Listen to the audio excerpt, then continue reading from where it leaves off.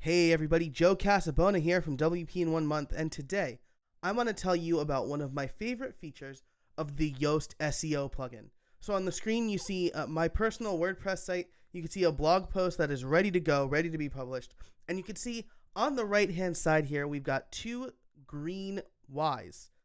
The bottom one, we'll start with first, that's the SEO, right? That is the functionality that we are familiar with in the Yoast SEO plugin for WordPress. The top one is for readability. So a great feature of the Yoast SEO plugin is that it will actually tell you how human readable your blog post is. So if we scroll down to the Yoast SEO section, you'll see that we have two sections here, right? We have the keyword and then we have the readability tab. Now, I was actually hoping that I wouldn't have all green dots here when I wrote this, but it would be impractical, I think, for me to just kind of rewrite it to make it worse. So we're going to kind of just go through all of these real quick. So let's start with the green dots, right? If you're familiar with the Yoast SEO plugin, you'll know that green dots mean you're good to go. Orange dots mean that it's something that needs a little bit more attention, and red dots are things that you absolutely need to fix. So we could actually see that represented in the keyword tab. You'll see I have mostly green, but I have a couple of red dots that I should probably fix before making this post live. I have mostly green dots here on the readability tab. So starting with the first green dot here, the copy score is 71.7. This is for the Flesch reading ease test. So this is a way for computers to scan your text to see how easy it is to read. It gives it a score. You can see that this is linked here, so we could click on this link to go to the Yoast SEO website to learn more about it. The amount of words following each of the subheadings doesn't exceed the recommended maximum of 300 words, so there should be at most 300 words between subheadings. When you break up a blog post or anything you write by subheadings, it makes each section a little bit more consumable.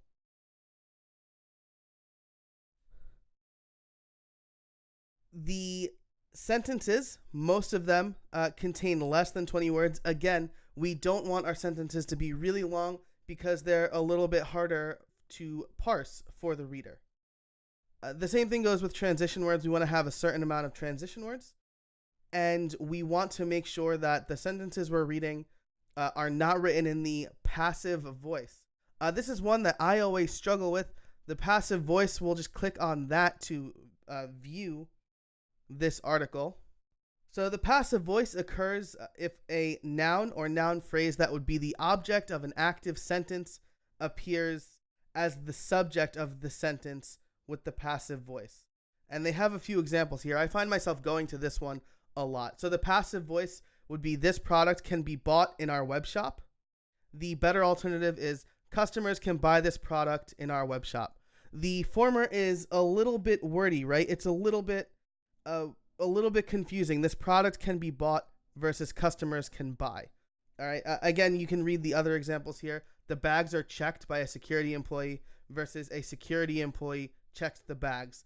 It's fewer words and it's very clear what's happening. A security employee, the verb is checks and the object is bags. It also keeps it in the present tense, right? One thing that you don't want to do is be switching tenses between sentences and things like that. You want things to be consistent.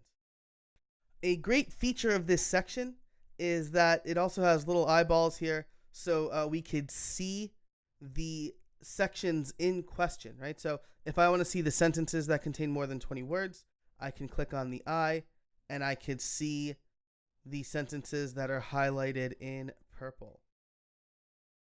So the thing that needs attention here is one of the paragraphs contains more than the recommended maximum 150 words. Turns out I already know which paragraph this is, so we can scroll right up to it.